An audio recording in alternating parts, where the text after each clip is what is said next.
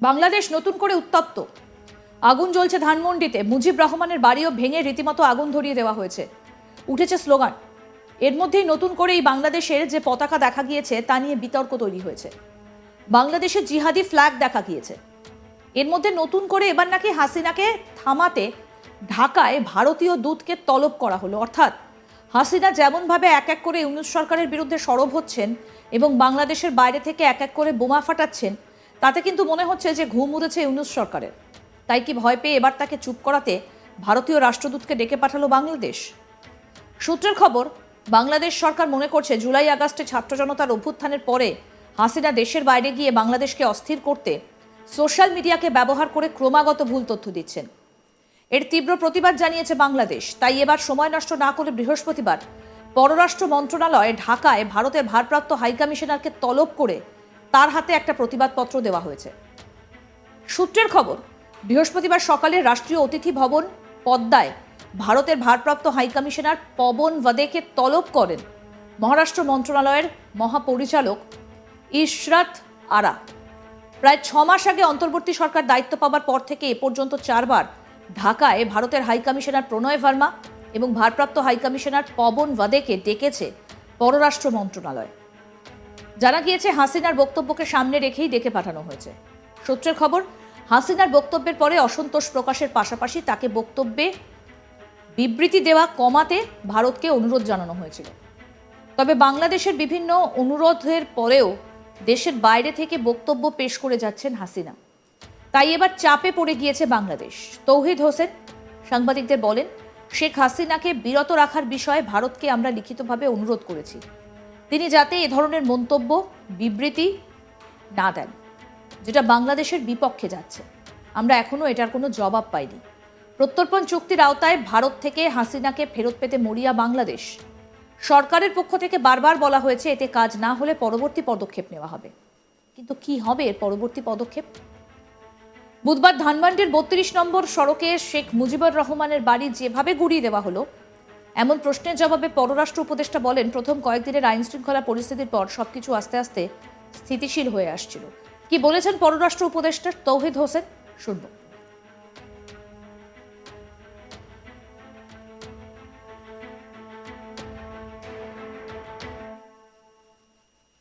ভারতকে আমরা লিখিতভাবে অনুরোধ করেছি যে শেখ হাসিনাকে রেস্ট্রেইন করার জন্য, যাতে করে তিনি এই ধরনের বক্তব্য বিবৃতি না দেন যেটা বাংলাদেশের বিপক্ষে যাচ্ছে। আমরা এটা কোনো জবাব পাইনি এখন।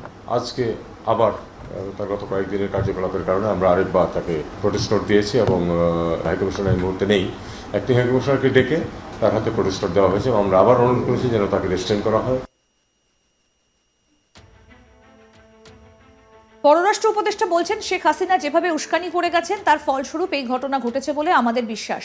যদি তিনি এ ধরনের ঘটনা থেকে বিরত থাকতেন তাহলে এমন ঘটনা হয়তো ঘটতো না। আর কি বললেন পররাষ্ট্র উপদেষ্টা তৌহিদ হোসেন, সেটাও শোনাবো। শেখ হাসিনা ভারতে থেকে যেসব বক্তৃতা বিবৃতি দিচ্ছেন সেটাকে ছাত্র জনতা ভালোভাবে নেয়নি এবং তিনি অবিরাম যেহেতু প্রভোগ করতে থেকেছেন, তারই ফলশ্রুতিতে এই ঘটনাটা ঘটছে বলে আমাদের বিশ্বাস। এবং যদি তিনি এই ধরনের ঘটনা থেকে বিরত থাকতেন তাহলে এরকম ঘটনা হয়তো ঘটতো না। আমরা এটা জবাব পাইনি এখনও। আমরা আজকে আবার তার গত কয়েকদিনের কার্যকলাপের কারণে আমরা আরেকবার তাদেরকে প্রোটেস্ট নোট দিয়েছি এবং অ্যাক্টিং হাইকমিশনার এই মুহূর্তে নেই, অ্যাক্টিং হাইকমিশনারকে ডেকে তার হাতে প্রোটেস্ট নোট দেওয়া হয়েছে। আমরা আবার অনুরোধ করেছি যেন তাকে রেস্ট্রেইন করা হয়, কারণ তার যেসব বক্তব্য প্রধানত মিথ্যা উনি উল্লেখ করছেন সেটা এক ধরনের ইনস্টেবিলিটিতে প্রভোগ করছে। আমাদের চুক্তিটা একটা খারাপ চুক্তি, এটা অস্বীকার করার কোনো উপায় নেই যে এটা চুক্তিটা ভালো হয়নি। আমাদের স্বার্থ, যারা চুক্তি নেগোশিয়েট করেছিলেন তারা বাংলাদেশের স্বার্থ ঠিকমতো রক্ষা করতে পারেননি সেক্ষেত্রে। সেই হিসাবে আমি বলতে চাই এটা একটা ভালো চুক্তি না। উনি স্টেটমেন্ট দিয়ে যাচ্ছেন, এটাও সত্য, তবে তার সাম্প্রতিক বক্তব্যগুলি ছিল অত্যন্ত বেশি আক্রমণাত্মক, যে কারণে হয়তো এই ইয়াং জেনারেশনের সেন্টিমেন্টের সাথে শক্ত খুব বেশিভাবে লেগেছে। আমরা ভারতকে আমরা অনুরোধ করে যাচ্ছি যে তাকে যেন এই ধরনের বক্তব্য দেওয়া থেকে যেন তাকে বিরত রাখার চেষ্টা করা হয়। আমরা দেখব যে কি ঘটে এবং কতটুকু তারা পদক্ষেপ নেয়, সেই অনুযায়ী আমাদেরকে পরবর্তী পদক্ষেপ নিতে হবে। ইউএসএআইডি ইউএসআইডির সিদ্ধান্ত বাংলাদেশ স্পেসিফিক না, এবং এমনও তো বলছেন এখন তার উপদেষ্টা যে এই প্রতিষ্ঠানটি একটি ক্রিমিনাল অর্গানাইজেশন, এরকম কথা পর্যন্ত বলছেন, এবং এটাকে একদম বাতিল করে দেওয়া হবে। কাজেই তাদের ইউএসআইডির কার্যক্রম যদি বন্ধ করে ফেলে মার্কিন যুক্তরাষ্ট্র, তাদের পক্ষ থেকে বাংলাদেশের বা অন্য কোনো দেশের সেখানে কিছুই করার নেই। আসলে আমাদেরকে সেই পরিস্থিতির সাথে খাপ খাইয়ে নিতে হবে, অল্টারনেট সোর্স খুঁজে বের করতে হবে, অল্টারনেট মেকানিজম বের করতে হবে যে আমাদের কার্যক্রমগুলি কীভাবে চলে। সব কার্যক্রম সাথে সাথে বন্ধ হয়ে যাবে এমনও কোনো কথা নয়। দ্বিতীয় প্রসঙ্গ যেটা, সেটা হলো যে যদিও ইউএসআইডির কার্যক্রম বন্ধ হচ্ছে, কিন্তু এখনো পর্যন্ত রোহিঙ্গাদের ক্ষেত্রে যেই তাদের এইড দেওয়ার কথা সেটা কিন্তু বহাল আছে, এবং আমরা জানি না কতদিন থাকবে, হয়তো সেটা বন্ধ হতে পারে। সেক্ষেত্রে আমাদেরকে অল্টারনেট সোর্স খুঁজে বের করতে হবে, আমাদের অন্যান্য বন্ধুদের কাছ থেকে তাদেরকে চাপ দিতে হবে যে তারা যেন তাদের ভূমিকা পালন করে। আর একটা কোনটা একটি কথা স্বীকার করা ভালো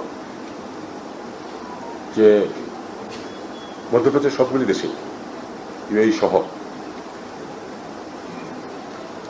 আমাদের কমিউনিটি বড়, কাজেই তার মধ্যে সংগঠিত অপরাধের সংখ্যা বড় হবে, এটা অস্বাভাবিক কিছু না।